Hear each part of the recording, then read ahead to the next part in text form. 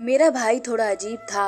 उसके जिस्म में लड़कियों वाली लचक थी, लेकिन वह अपने आप को लड़कों के तरीके से ही रखता। शाम को देर से घर आता तो मैं परेशान हो जाती। एक दिन पूछा तो कहने लगा मैं दो दो काम करता हूँ। मुझे हैरत हुई, हमें इतने पैसे की ज़रूरत तो ना थी। फिर मुझे शक था वह झूठ बोलता है।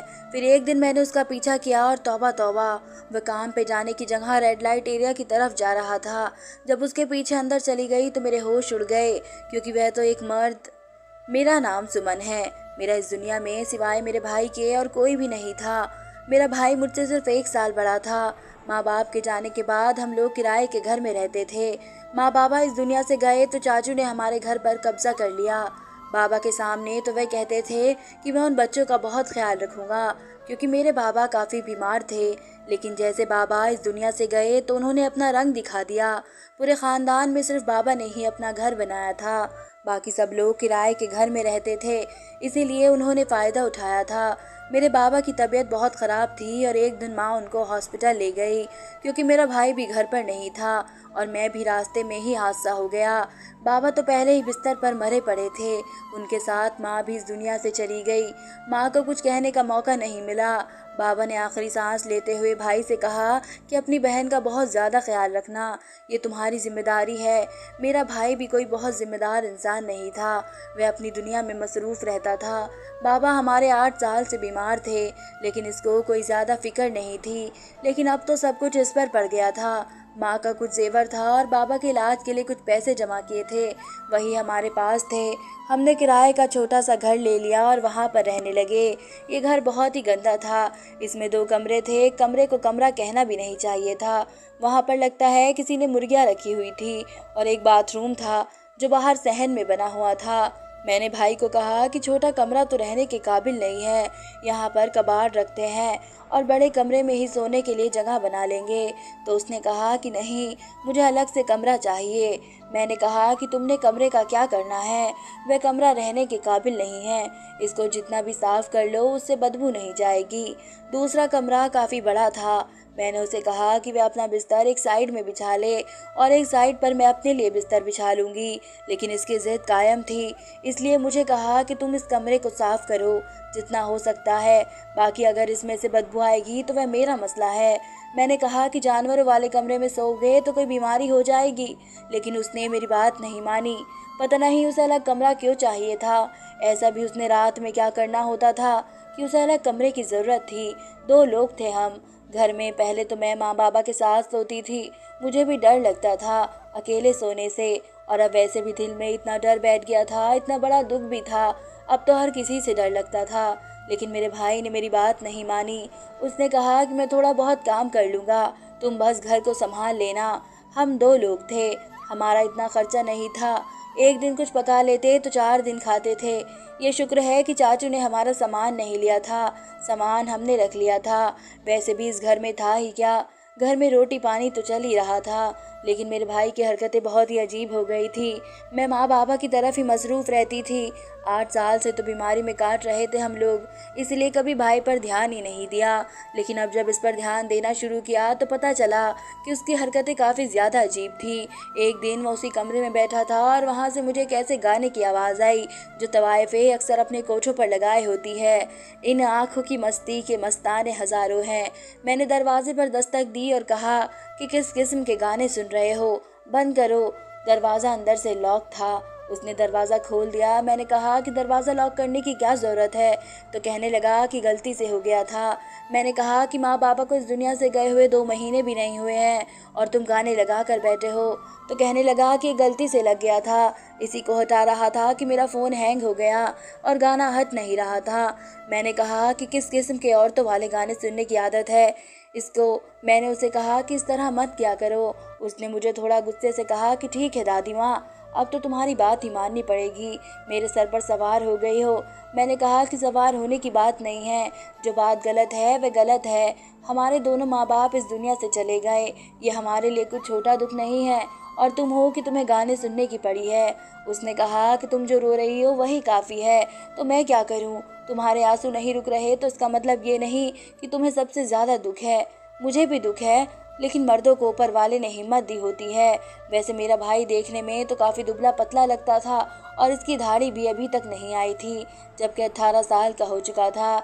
एक दिन मैंने देखा कि मेरा भाई जब काम करके घर आया तो उसके हाथ में एक काला शॉपर था जिसमें डब्बे जैसी कोई चीज़ लग रही थी। मैं हैरान हुई कि मैंने इससे कोई चीज़ मंगवाई नहीं है, लेकिन उसने वह चीज़ मुझे दी भी नहीं और बाथरूम में चला गया। जब बाथरूम में वापस आया तो उसके हाथ में वह शॉपर नहीं था। मैं सहन में बैठकर सब्जी काट रही थी, इसीलिए सब कुछ देख रही थी। मैंने भी उससे नहीं पूछा कि पता नहीं क्या है, शायद उसकी अपनी कोई चीज़ हो, लेकिन अब इस तरह रोज़ होने लगा। वह जब भी काम से आता था उसके पास काले रंग का शॉपर होता था जिसमें कोई डब्बे जैसी चीज़ महसूस होती थी, लेकिन वह इसको बाथरूम में ही छिपा देता था और ख़ुद बाहर आ जाता था। लेकिन अगले दिन जब मैं बाथरूम में गई तो मैंने सारा बाथरूम छान मारा तो वहाँ पर कुछ भी नहीं था। मेरा भाई रात को देर से आता था। मैं उसे कहती कि मैं अकेली हूँ, ज़रा जल्दी आया करो, और वह कहता था कि मेरा काम है इस तरह का। जब पूछती थी तो कहता था कि मजदूरी करता हूँ। मजदूरी का काम रात को कौन करता है? अंधेरे में तो मजदूरी का काम नहीं होता। एक दिन मैं किराने की दुकान पर गई अपनी एक सहेली के साथ। मुझे अपनी कोई पर्सनल चीज़ें लेनी थी। जब मैंने दुकान वाले को कहा तो उसने मुझे वह चीज़ एक काले शॉपर में डाल कर दी। इस चीज़ की हर लड़की को ज़रूरत होती है, लेकिन दुकान वाले इसको काले शॉपर में या किसी अखबार में लपेट कर देते हैं ताकि बुरा न लगे। जब मैंने इसकी तरफ देखा तो मुझे ऐसा लगा कि वो शॉपर तो इसके साथ कहीं लग रहा है जैसा मेरा भाई के हाथ में होता है। यहाँ तक कि दोनों शॉपर की शक्ल एक जैसी लगती थी, लेकिन मेरे भाई का उन चीज़ों के साथ क्या काम था? ये तो बिल्कुल ही लड़कियों की चीज़ थी और बहुत ही ज़्यादा सीधी बात थी। खैर मैं वापस घर आ गई। घर आई तो मेरे भाई ने मुझे ढेर सारे पैसे दिए। मैंने कहा ये क्या है? तो कहने लगा ये तनख्वाह है। मैंने कहा कि तुम तो दिहाड़ी पर काम करते हो, वैसे भी पैसे लाते रहते हो, फिर तनख्वाह कैसे मिल गई? तो उसने कहा कि मैं 2 काम करता हूँ। मुझे थोड़ा अफसोस हुआ। उसने सारी ज़िंदगी कोई काम नहीं किया था और अब इसको 2 जगह काम करना पड़ रहा है। मैंने कहा कि हम 2 ही तो लोग हैं, तुम एक जगह काम करते हो तो भी गुजारा चल जाएगा। सोचा है कि कुछ बच्चों को ट्यूशन पढ़ा लूँगी।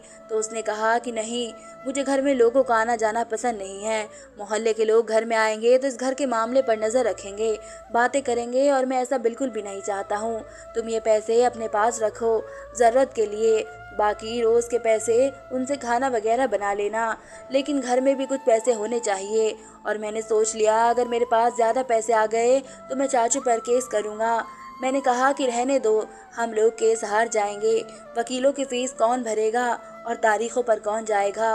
मेरे भाई ने कहा कि अपने घर को इतनी आसानी से उस चाचू को खाने नहीं दूंगा। हमारे बाप की मेहनत की कमाई का घर था, कोई चोरी के पैसे नहीं थे। इस तरह नहीं चलेगा। बहुत पहचान है मेरी लोगों के साथ, देख लेना अपना घर में वापस लेकर ही रहूँगा। मैंने दिल में सोचा कि ये मजदूरी करने जाता है तो फिर बड़े बड़े लोगों से इसकी पहचान कैसे बन जाती है? कौन से बड़े लोग होते हैं इस जगह पर? पता नहीं वह किस तरह की बातें कर रहा था। मुझे उसकी बातें समझ नहीं आती थी, पर उसने इतने यकीन से कहा तो मैं भी सोचने लगी कि अगर हमें हमारा घर वापस मिल जाए तो कितनी अच्छी बात है। वो घर हमारे बाबा ने हमारे लिए बनाया था। इस घर में हमारे बाबा की यादें बसी हुई थी और बाकी ख़ानदान वाले भी इतने बदतमीज़ थे कि किसी ने भी ये नहीं कहा कि एक तो बच्चे यतीम हो गए हैं और ऊपर से उनसे उनका घर भी छीन लिया, क्योंकि चाचू हर हफ्ते घर में दावत रखते थे और सारे ख़ानदान को घर में बुलाकर खाना खिलाते थे। उन सब के पेट में तो हराम का खाना जा रहा था। उनको क्या ज़रूरत थी हमारे खिलाफ बोलने की? वैसे सारे रिश्तेदार बड़े जलील होते हैं, कभी नहीं सुना कि किसी के रिश्तेदार अच्छे हैं। बहुत कम लोग होते हैं शायद आटे में नमक के बराबर भी ना हो, लेकिन हमारा चाचा तो हमारे लिए शैतान इब्लीस बन गया था। कि मेरा भाई इस तरह का कोई काम कर लेता तो बड़ी अच्छी बात है, लेकिन ये बड़ा ही मुश्किल था। उसने हमारे घर को कभी नहीं छोड़ना था, और कानपुर में घर के लिए कोई केस किया जाता है तो केस चलता रहता है और 30 साल तक तो चलेगा ही चलेगा। इतने में घर के बंदे ही मर जाते हैं। मैंने इन सब बातों को अपने दिमाग से निकाल दिया और रोज़ की तरह एक दिन मेरा भाई फिर से एक शॉपर बाथरूम में लेकर चला गया। उस दिन तो मुझे बहुत ज़्यादा गुस्सा आ गया और मैं तंग आ गई। मैंने कहा कि कौन सी चीज़ लेकर जाते हो, क्योंकि शक तो वैसे इंसान को कहीं का नहीं छोड़ता, और वह भी अपने ही भाई के बारे में, और कोई ऐसा काम जो आपके घर में हो रहा हो। मैंने अपने भाई से बात कर ली कि जब तुम बाथरूम में गए थे तुम्हारे हाथ में काले रंग का शॉपर था, वापस आए तो ऐसा नहीं था। कहने लगा कि नहीं, मेरे हाथ में तो कुछ भी नहीं था। मैंने कहा कि झूठ नहीं बोलो, आज की बात नहीं है, मैं काफ़ी दिनों से ये बातें देख रही हूँ, क्या हो रहा है? और शॉपर के अंदर क्या है, कहीं तुम कोई गलत काम तो नहीं कर रहे हो। तो उसकी शक्ल अजीब सी हो गई और चेहरे का रंग उड़ गया। कहने लगा कि नहीं, ऐसा कुछ भी नहीं है, और मैं तुम्हारे लिए इतनी मुश्किल से 2 जगह काम करके पैसे कमाता हूँ और तुम मुझ पर इल्ज़ाम लगा रही हो कि मैं कोई गलत काम कर रहा हूँ। तुम्हारी शादी नहीं करनी है क्या? मुझे भी थोड़ी शर्मिंदगी हुई कि हो सकता है कि बेचारा सच कह रहा है।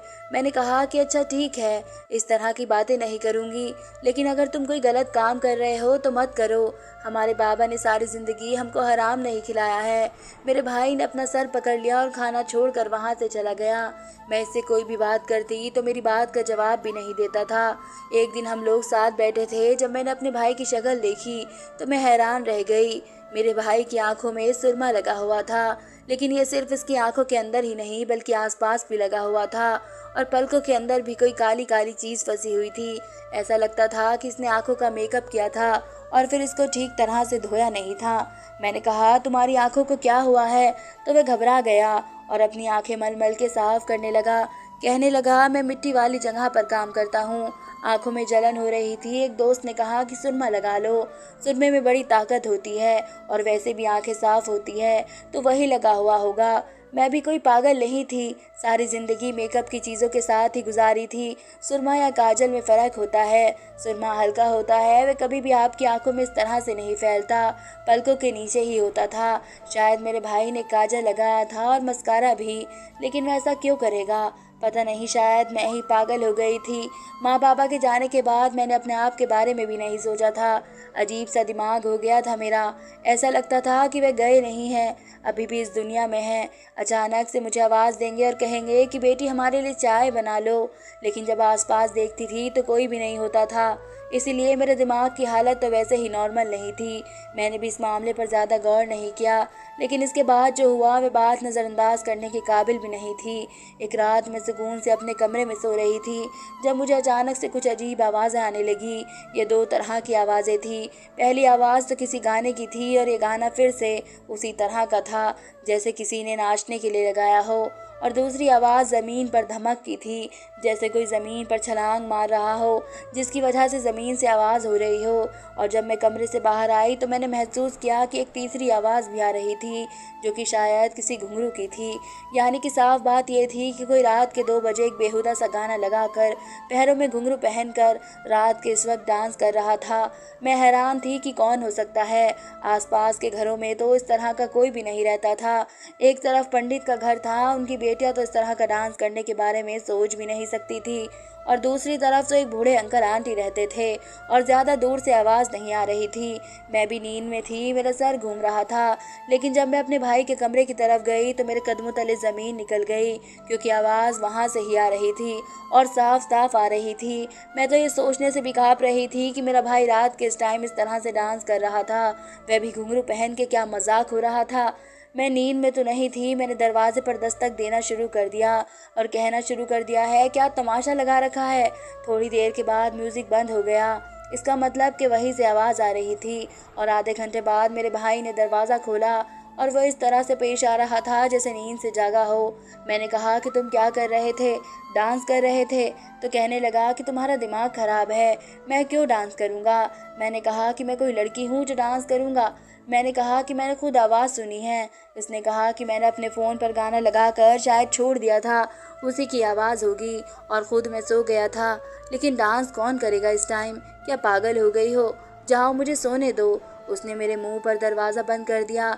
जाहिर है उसके दिल में चोर था, क्योंकि उसने मेरी बात ही नहीं सुनी और मुझे वहाँ से दफ़ा कर दिया। मैं अपने घर में अपने कमरे में आ गई और 2 घंटे तक तो मुझे नींद नहीं आई। सोचती रही कि वह झूठ कह रहा था, कुछ ना कुछ तो करना ही था। मेरा भाई किस किस्म की हरकतें कर रहा था। मेरी माँ भी मेरे भाई को कहती थी कि अपने अंदर कोई मर्द वाली बात पैदा कर, बोलता है तो ऐसा लगता है कोई लड़की बोल रही है, पैसे भी नहीं कमाता है, तेरे अंदर तो मर्दों वाली बात भी नहीं है। अब तो मेरा भाई अच्छे भले कमा रहा था, पर अभी भी उसके अंदर मर्दों वाली कोई बात नहीं थी। मेरे भाई का एक भी काम ठीक नहीं था। इसके घर आने का कोई टाइम नहीं था, कभी आता कभी नहीं आता, कभी मेरे जागने से पहले चला जाता तो कभी मेरे सोने के बाद आता। कभी कभी तो मैं उसको 2 दिन तक देखती भी नहीं थी। खाने का पूछती थी तो कहता था खा लिया। कभी कभी मेरे लिए बहुत अच्छा खाना लाता था जो देखकर बना हुआ खाना लगता था। उसके अलावा इसकी अजीब हरकतें थी। रात को उठकर नाचना, कभी इसके चेहरे पर मेकअप लगा होता था, कभी वह बाथरूम में कोई चीज़ लेकर चला जाता था। मैंने उससे पूछ कर भी देख लिया, उस पर नज़र भी रखी, सब करके देख लिया, लेकिन कुछ समझ नहीं आ रही थी। फिर अपनी दोस्त को ये सब कुछ बता दिया। उसने कहा कि मेरा एक कज़िन है जो सीसीटीवी कैमरे का काम करता है। तुम एक काम करो, तुम इसके मदद से बाथरूम में कैमरा लगा लो छत के साथ, क्योंकि ये जाता तो बाथरूम में है ना, वह चीज़ लेकर, फिर पता चल जाएगा कि क्या कुछ हो रहा है। एक कड़ी भी तुम्हारे हाथ में आ गई तो सारी कहानी सामने आ जाएगी। मैंने उसे कहा कि उस कज़िन को मेरे घर लेकर आ जाओ। मेरा भाई घर पर नहीं था। मैंने अपनी दोस्त की मदद से बाथरूम में एक सीसीटीवी कैमरा फिट करवा दिया और उसने ये भी कहा कि इसकी रिकॉर्डिंग आपको आपके फ़ोन पर मिल जाएगी, लेकिन ये बहुत महंगा वाला कैमरा है। मैं 2 दिन बाद आकर ले जाऊंगा। मैंने कहा कि ज़रूर आप ले जाइएगा, मुझे इसकी ज़रूरत नहीं है, बस 2 दिन का ही काम है। कैमरा फिट हो गया था और मुझे भी समझा दिया गया था कि किस तरह से वीडियो मेरे फ़ोन में आ जाएगी और मुझे फिर किस तरह उसे डाउनलोड करना है। मेरा भाई अगले दिन फिर से वह शॉपर लेकर बाथरूम में गया। इस बार मैंने देख लिया था, लेकिन मैं वहाँ से गायब हो गई ताकि वह बिल्कुल ही बेफिक्र हो जाए, और उसने बाथरूम में 2 घंटे लगाए। हर बार की तरह वह बाथरूम में काफ़ी देर लगाता था। इसके बाद वह वहाँ से चला गया। इस बीच मैंने ये भी सोचा कि मैं इसके कमरे की तलाशी लूँगी, क्योंकि अभी वीडियो मेरे फ़ोन में आने में कुछ वक्त था। मैंने उसके कमरे में तलाशी ली तो वहाँ पर मुझे मेरी ही कोई चीज़ मिली, जो कि मेरी काफ़ी ज़्यादा ज़ाती चीज़ थी। इसके अलावा मुझे कुछ मेकअप का सामान भी मिला और कुछ ऐसी मैगजीन्स मिली जिनमें लड़कियां बनी हुई थी और उन लड़कियों के कपड़ों के ऊपर निशान लगे हुए थे। जैसे हम लोग कोई सूट देखते हैं तो उस पर निशान लगा देते हैं और सोचते हैं कि इस तरह का सूट बनवाएंगे।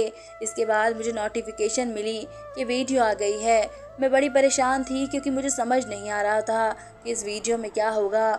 जब वीडियो मैंने देखी तो मेरे कदम तले से ज़मीन निकल गई और आंखों से आंसू जारी हो गए। मेरा भाई बाथरूम में आया और उसने इस शॉपर के अंदर से एक ऐसी चीज़ निकाली जो सिर्फ लड़कियां इस्तेमाल करती है और इसको अपने जिस्म पर पहन लिया, और फिर इसके अंदर भी कोई चीज़ रखी, यानी कि वह ऐसी चीज़ थी जिससे उसका सीना उभरा हुआ लग रहा था।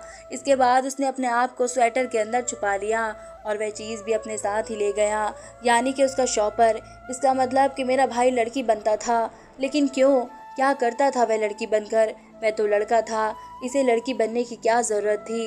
मैं परेशान हो गई थी, मुझे समझ में नहीं आता मैं क्या करूं। अब मेरे दिमाग में सारी बातें आ गई थी और मुझे मेरे सारे सवालों के जवाब मिल गए थे। मेरी दोस्त ने ठीक कहा था कि एक बात के बारे में पता चल गया तो बाकी बातों के बारे में पता चल जाएगा। मेरा भाई लड़की बनकर आधी रात को डांस करता था। इसके कमरे में मेरी ही कुछ ऐसी चीज़ें थी जो मेरे सामने से गायब हो गई थी, लेकिन मैंने अपने भाई से नहीं पूछा था क्योंकि मुझे शर्म आती थी इससे पूछते हुए। साथ ही सोचती थी इसको क्या पता कि मेरी चीज़ें कहाँ गई हैं। मैं बहुत ज़्यादा परेशान थी। रात हुई तो भाई घर पर आ गया और मैंने इसका पीछा किया क्योंकि वह कहने आया था कि मैं कहीं जा रहा हूँ। मैं इसका पीछा करती करती जा रही थी। वह शादी में चला गया और फिर वहाँ से कहीं गायब हो गया। थोड़ी देर के बाद मैंने देखा कि स्टेज पर एक किन्नर डांस कर रहा है। ऐसा डांस कर रहा था कि सब हैरान थे। जब मैंने गौर किया तो हैरान रह गई कि ये मेरा भाई था। वह शादियों में लड़कियों का डांस किया करता था। वैसा डांस कर रहा था कि लोग सीटियाँ बजा रहे थे, उस पर नोट उड़ा रहे थे। अब मुझे समझ आई कि इतने सारे पैसे कहाँ से लाता था। मैं बुरी तरह रोने लगी और मुझसे ये मंजर देखा नहीं गया। मैं वापस अपने घर आ गई और अपने भाई से इस बारे में कोई बात नहीं की। अगली सुबह उसने मुझे कहा कि एक बहुत बड़ा आदमी है जिससे मैंने बात कर ली, इस महीने के अंदर घर वापस मिल जाएगा। वह सिर्फ फ़ोन करवाएगा हमारे चाचा को, देखना आधी रात को घर छोड़कर भाग जाएगा। जाहिर है बड़े बड़े आदमी भी ऐसी शादियों में आया करते थे जिनके साथ मेरा भाई रिश्ता बनाकर फिर अपना काम निकलवा लिया करता था। मैं खामोश हो गई क्योंकि मैं कुछ नहीं कह सकती थी। मैं अपने भाई को नहीं बताना चाहती थी कि मुझे उसका राज पता चल गया है, क्योंकि कुछ भी नहीं हो सकता था और मैं कुछ भी नहीं कर सकती थी। इसके लिए सिर्फ इतना कर सकती थी कि उसको ये सब कुछ पता न लगे कि मैं सब कुछ जान गई हूँ। मैं सिर्फ इसको शर्मिंदगी से बचा सकती थी। उसने उस महफिल से खुद ही बचना था, लेकिन मैं बच नहीं पाया। 2 महीने बाद हमारा घर वापस मिल गया। मेरे भाई ने किसी बड़े आदमी से मेरे चाचा को फ़ोन करवाया कि इस घर से निकल जाओ, नहीं तो तुमको और तुम्हारे सारे ख़ानदान को जान से मार देंगे। वो वहाँ से चला गया और हमें हमारा घर वापस मिल गया था। मेरे भाई ने मेरे लिए दहेज की चीज़ें बनाना शुरू कर दी और फिर मेरे लिए कोई रिश्ता तलाश कर लिया। 2 हफ्ते बाद मेरी शादी थी। अच्छा है कि मैं इस घर से चली जाऊंगी, क्योंकि मैं सब कुछ बर्दाश्त नहीं कर सकती। इसके बाद मेरा भाई चाहे जो भी करे, उसकी अपनी ज़िंदगी है, क्योंकि वह इस महफिल में मर्द बनकर नहीं रह सकता है। उसकी ज़िंदगी बहुत मुश्किल है, बस इसको उसके हाल पर छोड़ सकती हूँ। और मैंने उसे आज तक पता चलने नहीं दिया कि मैं उसका राज जान चुकी हूँ। इसके बाद भी मुझे घर में गाने बजाने की आवाज़ आई। इसके बाद भी मैंने इसके हाथों में अजीब व गरीब चीज़ें देखी, लेकिन कभी भी एहसास तक नहीं होने दिया कि मुझे सब कुछ पता है। मेरी शादी हो जाएगी, मैं अपने घर चली जाऊंगी। इसके बाद भी अपने भाई के लिए ऊपर वाले से दुआ ही करूंगी, क्योंकि मेरा भाई जिस चीज़ में फंस चुका था वह बहुत मुश्किल ज़िंदगी थी। लेकिन जो कुछ भी मेरे भाई ने किया वह अपने घर के लिए और मेरी शादी के लिए किया था, इसलिए मुझे अपने भाई पर कोई शर्मिंदगी नहीं होती थी। धन्यवाद दोस्तों। उम्मीद करती हूँ आप सबको मेरी ये कहानी पसंद आएगी, और अगर आपने अभी तक मेरे चैनल को सब्सक्राइब नहीं किया है तो जल्द से जल्द मेरे चैनल को सब्सक्राइब करें।